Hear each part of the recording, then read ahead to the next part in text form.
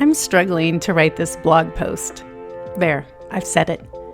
I wanted to write something on energy, but I didn't feel like I had the energy to write it. And now I'm at odds with myself. I want to honor my commitment to writing a blog post every week, but damn if I'm not having a hard time getting started. And there's a little voice inside saying, you don't have to do it this week. No one will care. And maybe that's true. Maybe there isn't a single person who would miss a weekly blog post from me. But I care. I know that I will have broken my commitment once, and from there, it's a slippery slope to readily accepting excuses that my mental gremlins create. Oh, it's too hot. I'm too tired. No one cares. You don't have anything to say, Deanna. Oh man, the mental gremlins are strong. But those are just thoughts. They aren't who I am. So, I'll write anyway. And perhaps this won't be the best blog post I ever write. Can I be okay with that? Yeah, of course.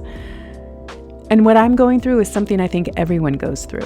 When our motivation to do something, even something we know is beneficial for us, it wanes and we want to stop. But here's the trick. Don't stop.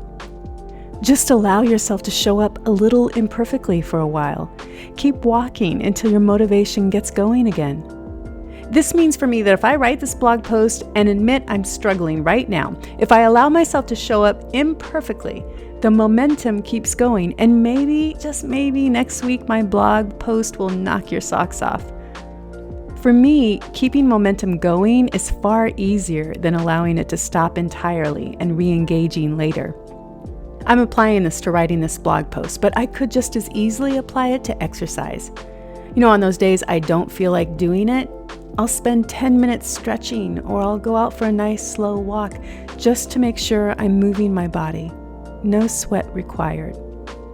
I've applied the same principle to eating well. I'm definitely not perfect there. I could down a family-sized bag of Lay's potato chips in 24 hours. But I also make sure to get some good, nutritious food in too, just to keep the momentum going. And right now, I'm about 400 words into this blog, and I realize that just starting was the hardest part. And all of this reminds me of a time when I was taking painting classes in Chicago. It was in the middle of winter when the skies were dark at 4 p.m. and it was freezing cold outside. I'd left my warm house bundled up from head to toe, and it felt like it had taken all of my energy when I got there just to get unbundled and settled. I arrived at the studio grumpy. I sat in front of the canvas for about 10 minutes. I put no paint on the brush or made any kind of attempt to start.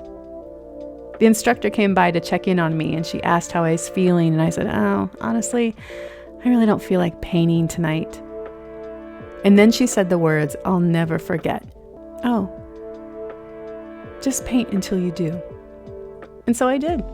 And wouldn't you know it, about 15 minutes later, I was present to the moment and happy to be there, putting paint all over my canvas.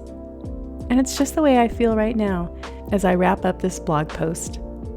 I wrote until it felt good to be here on the page. You don't feel like doing something? Let me help you. Why don't you just start and keep going until you do?